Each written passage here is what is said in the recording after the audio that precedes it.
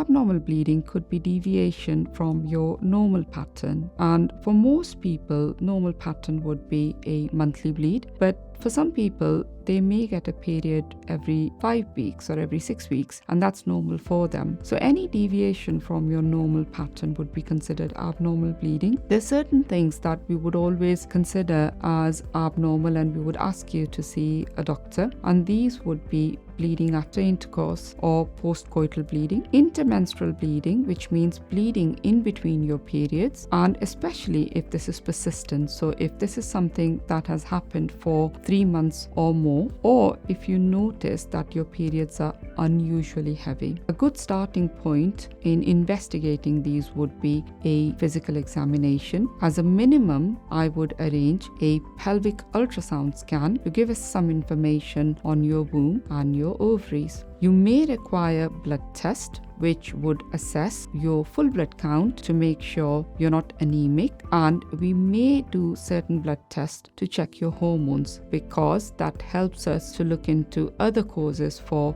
abnormal bleeding. So essentially, a thorough gynecological checkup and some basic investigation would usually help us decide what's the cause for bleeding.